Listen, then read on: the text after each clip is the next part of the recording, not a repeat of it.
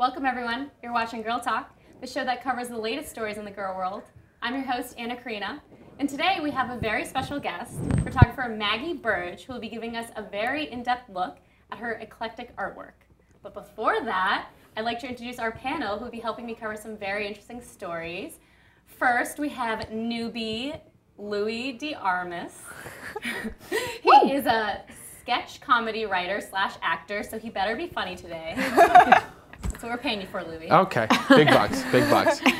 And then, of course, rounding out the panel, we have established Girl Talk veterans Emily Lewis and Lauren Babursky, the blonde and brunette. Happy to be back. We have them here today. How you guys doing today? Good. Yeah, doing really well. Glad to be back at Girl Talk. Girl Talk. Glad to be here. I don't know how I got invited. Try to keep up, buddy. Okay, I will. Okay. I don't know if you're able to. How many bottles of wine do we bring today? Moving on. Okay, yeah, today we're going to get into our very interesting story. So first, this is everywhere. TMZ has released an Uptain security cam elevator video of Solange Knowles. Solange. Solange?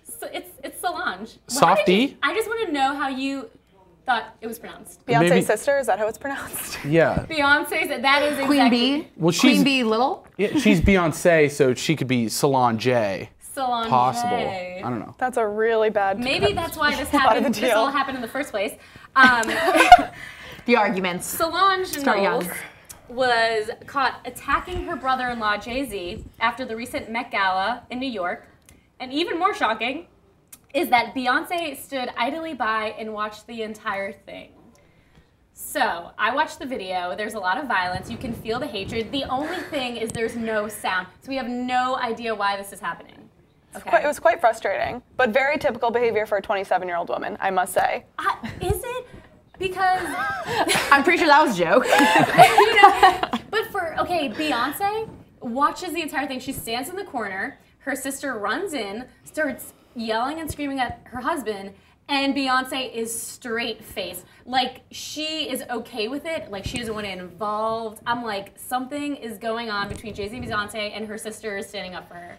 You know, the other interesting thing is that at the same time, you know, Solange is just going at Jay-Z. I mean, fists, and then she's trying to kick him, and Jay-Z, like, his only reaction is to he just has to stand there and take this beating. He has to. There's nothing he can do. I would say, would you want him to No, fight? no, no, no, no. Is that what He can't. Louis, is He that what can't. you are He can't. saying? He Are you can't. promoting violence? I'm not promoting violence. I'm just thinking that one of the really funny things about this story is that he is put in this situation where we don't know why, but he just has to take a vicious beating in an elevator. And I mean, I guess he has a buddy, the big dude. The bodyguard, Yeah. man. Oh my God, who is like trying to freeze the elevator. I heard he stops the button on the 12th floor. He freezes the elevator so the doors don't open so people don't see. So these people are very, very conscious of the public image. Like even the bodyguard knows, don't open the doors while this is happening. Security camera.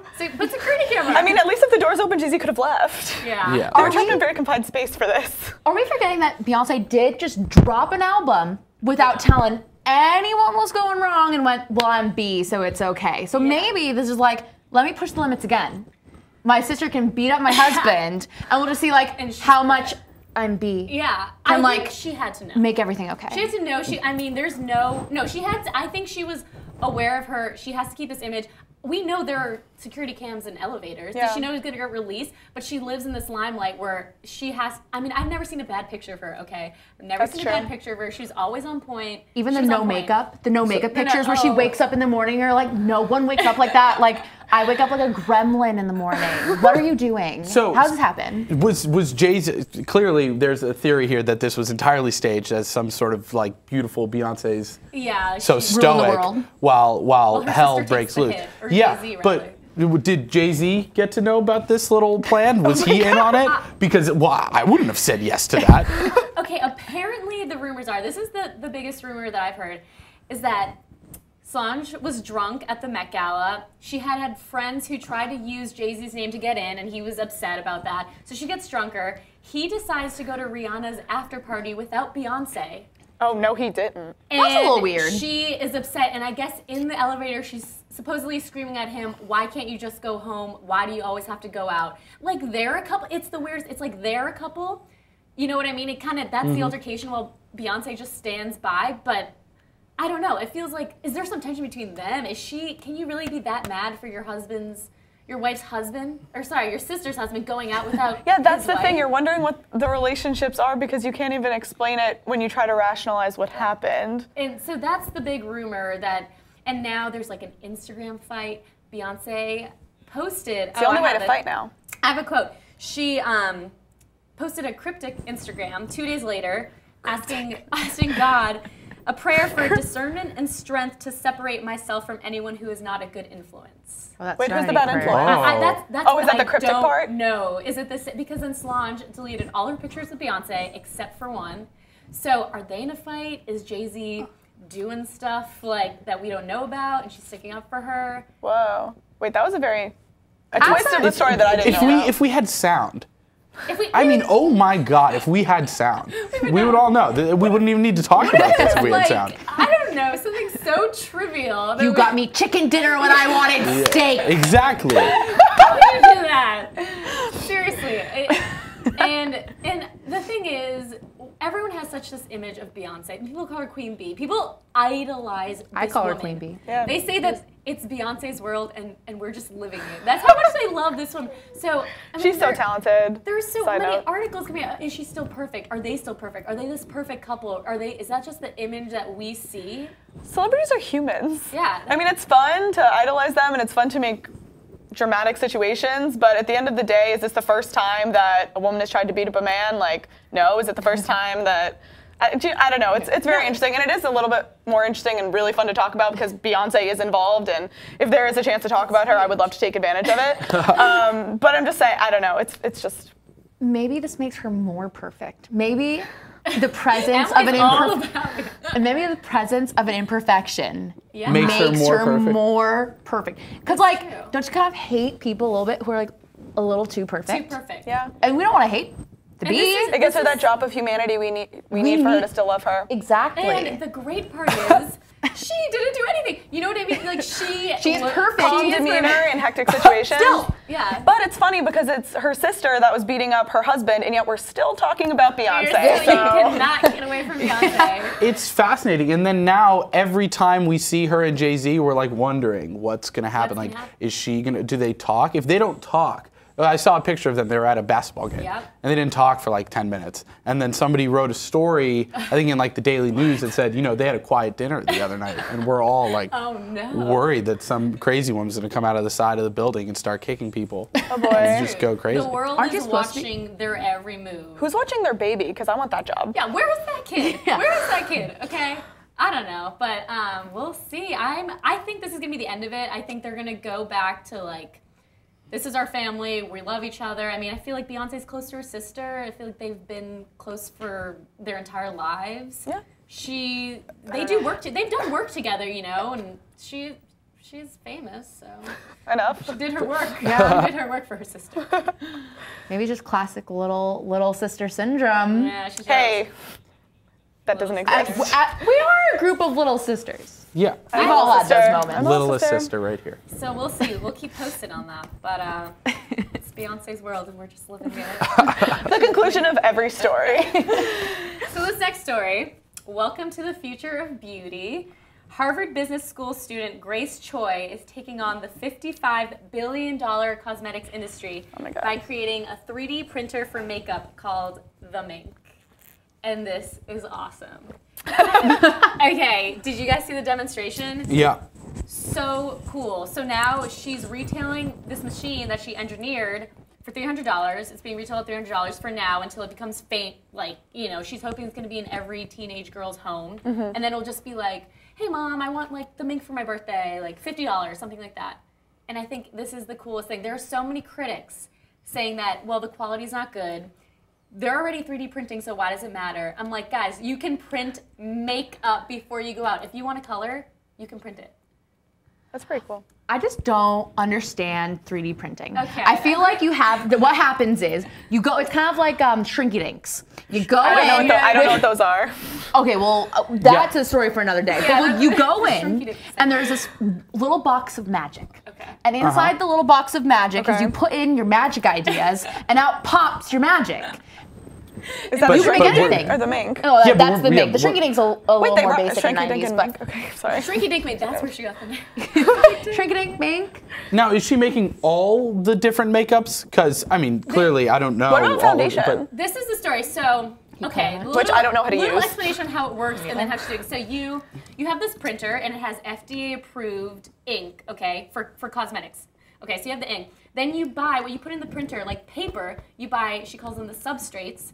So they're like the foundation, Mommy, you know, I the want some lipstick, and they're substrates. bare, they're uncolored. So you buy those, they come with the printer. You put them in, and you pick any color from the internet using like color picker, whatever, and then it dyes that material, that color. So it's literally the ink falling onto the material, I believe, and just dyeing it, and then you literally take it out, and it has a little compact, like if it's for blush, and you take it out. So it's awesome, but then comes the big thing. You know, she's saying, I've basically put your cosmetics, you know, in your home. But Right. a lot of people are saying, well, I don't go to Sephora for the same quality I go to for CVS. It's like you're buying more quality for material. So they're saying she's never going to replicate that because it's like... Well, unless she gets investors from those large makeup companies. And you just start out with different materials. You know what I mean? So you have it's just higher quality, and then you just dye those. The other interesting thing is that she's trying to take the entire experience of you going and buying makeup, which I haven't done Yeah, yet. Lou, how do you feel about that experience? Color match. I mean, one, there's a very big underlying problem that girls get to wear makeup and cover up any imperfection on their face, and we boys are left, you know, just rugged and wrong. That is a whole other conversation. Yeah, Like, exactly. That's a really big conversation. So we don't I need to disagree with. we don't need to talk about that, but He would beyond that, there's this whole experience that she's got to replicate, you know, where she's taking the you going to get makeup or you trying on different makeups before you buy them and all of that, and then just putting it in a box like you're printing out a homework assignment. And that's what a lot of people are saying is that you don't get to test the color on yourself. You know, you just print it and then you have the ink. But that's the whole other aspect is that like you go with your friends and you go shopping. But she's true. saying, well, now girls can have parties of printing makeup. You know what I mean? You have sleepovers and everyone gets to print their own. And she's really targeting those girls who don't know that experience of getting makeup yet. So Tupperware parties for 13-year-olds? For 13-year-olds, Exactly. that's what she wants. But how many colors of blush look normal? Maybe it's too ahead of its time, but I'm just trying. I don't see how it's economically advantageous for someone to spend, did you say, $300? It's $300 right now as retailed, and it's just hitting the market.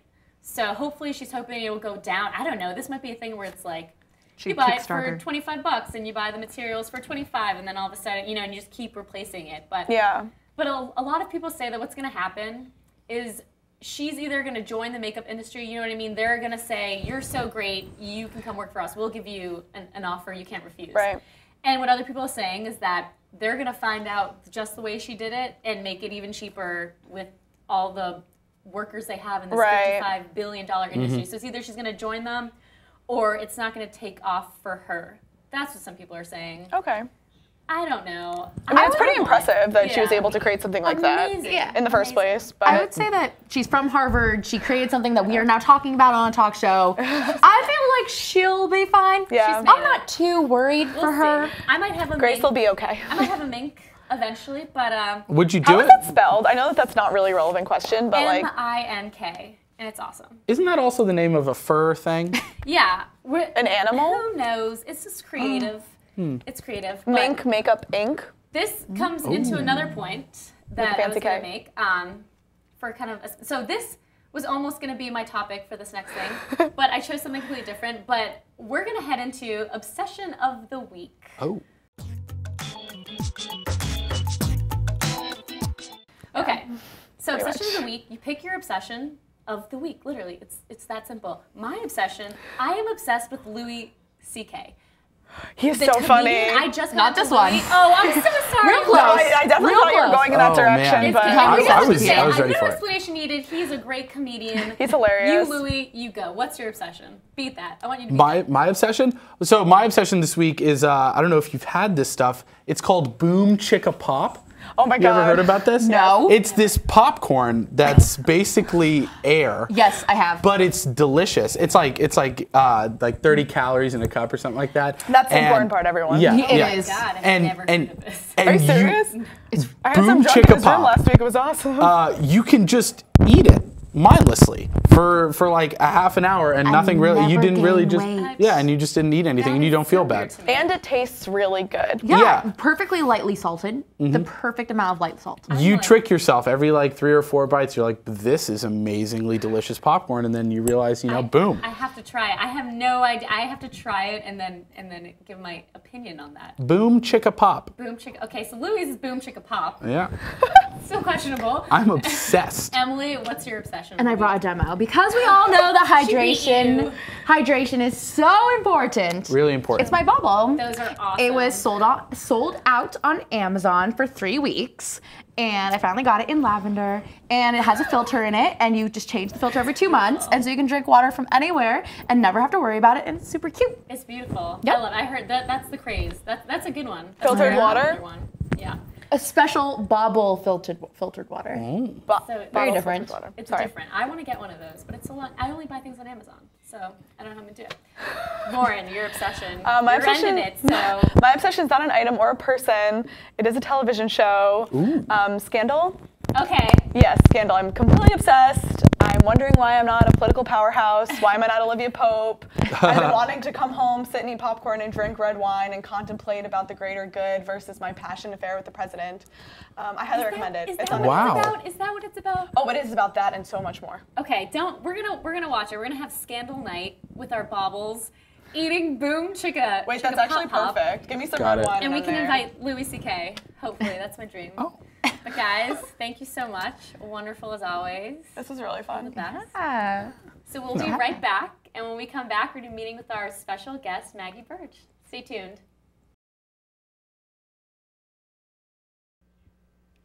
Hi everyone, we're back with Girl Talk.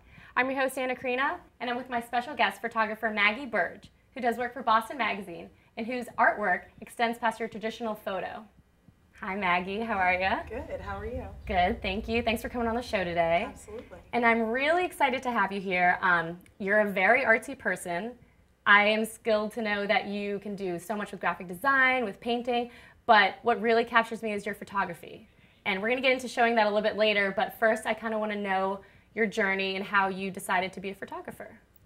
Well, I started in middle school. I took photos all my life, but I really started focusing on it in middle school. I took some classes, and then I continued that just throughout the time that I was at school. And then when I got to Boston College, I started out not doing any art classes, and I went for a full year without having any, and I realized that something was missing, and so I wanted to kind of filter that back in. So I decided to become an art minor, and I was a minor in studio art and in photography specifically. And so that's kind of where I kind of honed my photographic skills, if you will, and where I kind of got to decide what I wanted to do with photography. Wonderful, great. And I know you do work for Boston Magazine, so you do a little bit of writing for them, and on the side you do some photography. So tell me a little bit about the events that you get to cover and the photos that you get to take for them. It depends what kind of events they need me to do, what kind of events they want to send me to, but a lot of them are arts and entertainment based, so most of them are concerts or different events. Today I covered the opening of Legoland Discovery Center in Boston. Oh my God. It's in Somerville, and so that just opened up, or it's going to open up next Friday, so I went to a preview for it today. Took some pictures of the layout of that and what it kind of looks like in there. I get to do, the concerts are probably the best thing that I get to do. You get backstage pass. Well, backstage pass, but I get to go right up to the stage. From Oh, the okay. So I get to be right up in there, which is always fun. Get to be really close to performers, which is always fun. It's nicer if I get to do kind of bigger concerts, which I've done Boston Calling and Mix Fest, so Oh, wow. those are fun. So which one has been your ultimate favorite? Of events that I covered, Yeah. I would say probably I did Mix Fest this year, so in late August or early September of this year, sometime around then. Then it was Backstreet Boys, Gavin DeGraw, and Of Mice and Men. Oh, and it was really fun because Mix Fest is in the DRC Hot Shell, so it's very open, and the space that photographers get to go in for that one is a lot bigger than we usually get, and it goes right up against the stage, the way that the stage is laid out. So we got to be really close to them, and I just love Gavin DeGraw, so that was fun. So this question, it's a little bit, you know, having to do with your work, and I know you do professional photographs for them, but you also do a lot of creative photographs for yourself and for your school projects. So my question, you know, when you're taking a photo, okay, what do you look for? Are you trying to get something very in the moment, something candid and genuine, or are you a photographer who has a clear vision and, you know, you're staging, the people you're photoing, or which one do you prefer? How do you start taking that picture? It really depends on what specifically I'm working on. If I'm doing a project, like if I'm working on a specific body of work, I usually have an idea for what I want that picture to look like. I usually have a starting point at least, okay. But a lot of the way that I photograph is kind of organic, just because I'm not really great with lighting in general. I don't really like to light. Me neither. Yeah. So I don't really like to light photos. I like to use natural light, so I kind of work with the way that that's working and the way that light is hitting, and trying to kind of make whatever subject I'm taking a photograph look the best in the light and still be aesthetically pleasing and still have a good composition if I can. So that's probably my general process. I like it to be as candid as it can be. Definitely, because I know you took a photo of me and our friend Brandon, and we were on Springs, and Springs, and so anything for the photo. It was literally digging into us. But you had to get the photo, and I think you had a vision for that. You know what I mean? You knew the way you wanted our legs to look intertwined. Yeah. For yours specifically, I wanted a couple picture because I didn't have a couple picture for the bed series yet. So I wanted a couple, and I thought that intertwined legs kind of give you a couple feel. Oh yeah. I mean, you don't want to like stick your legs on the other side of the bed. So I thought that would probably be the best way to do it. So I had to kind of you would remember this. I had to kind of move your legs around a little bit, try to get them into the right spots. But so I had the general idea of what I wanted, but then with the lighting, with the composition, I decided to move you around a little bit. Yeah, and well, kind of going off that series, I think one of the most interesting things about your artwork is the presentation itself. I mean, the photos are great, and then the way you present them is so unique, things I've never seen before, and we have some samples for us here today. So if you want to talk a little bit about, you take the photo and then what you do with it, and I know we have a couple pieces, but you can also start talking about the series, because that's probably been my favorite project of yours, the wooden boards transformation. So just tell me a little bit how you come up with that. How do you think of that? The wooden boards actually came out of this other series, the one that we have a couple samples of. I decided that I had created these, I was doing a series on food photography, and I wanted it not to be about food photography, but about how people respond to food photography. I think food is kind of a thing that everyone reacts to and has emotional responses to. And, I know I do. It's a love-hate relationship. Yeah. Mm-hmm. So I thought that memory and seeing and recalling images would kind of work with food photography. So I kind of looked at it like not as pictures of the food, but of what we would think about the food or what the food brought up for us. So I did that, and then I decided that putting them in frames, which I've kind of now, no, I'll never frame anything again, but I've decided that putting them in frames kind of separates them from the viewer, and that kind of experience of like looking at it and reacting to it and feeling connected to it. And I don't know why I decided that, but I did. Yeah. And so I decided to print them onto plates because food and plates go pretty well together. Yeah, and we have some with us. I mean, let's take a look. Yeah. This one, yeah, you can grab them, and if you want him, I love this one. This one is so beautiful. Of course, one of our friends, if you recognize her, but I mean, food and emotion, it's just unbelievable. Look at it. But tell me a little bit, because if you get a real close-up on the type of paper it is, it's something. It's not actually paper. It's not even paper. It was originally on paper. They were printed onto paper. They're printed, I'm always going to mess it up, but I think it's LaserJet. They're printed LaserJet, not inkjet. One or the other. Normal printers that everyone has are, I think, inkjet, and then LaserJet is the way that we print these onto regular paper, but then I paint matte gel medium onto it, which is just kind of like this like thick, weird substance that has about 1 million uses, but this is one of them. And then I put that down onto the paper and transfer that, so this is actually the gel medium. Wow. And not the paper. So this is, okay. So there's not technically, I mean, there are little scraps of paper on there, but all the paper gets rubbed off. And did you do the same sort of design, that kind of gel medium for the wooden boards? Because I know it's the same look, so it's the same process. Exactly the same process. It just, for those ones I did them on wood boards, and this one I was looking at kind of human nature and human experience and the way that people see and are seen. So I was looking at that, and so I wanted it to kind of be connected to more organic feel than with a frame or with glass like being in front of it, things like that. So I decided that the wood boards were a more organic way to do that. I was reading philosophers at the time, so I was kind of stealing some of their ideas about that. Philosophical breakthrough. And so I did the same process with that, but I transferred them to the wood boards instead, which is actually a lot easier than the plates because they have more grip. But same process, exactly the same way. They were a lot bigger, so that was a lot more. Well, do you know what their length was? The boards themselves were 12 by 18, so 1 foot by 1.5 feet. And the images were 11 by 17, so there's an inch border. And they're on display now. They're on display at Boston College for your senior exhibit. Senior show, and they look beautiful. I went to see them, and they're great, and I'm in it, technically.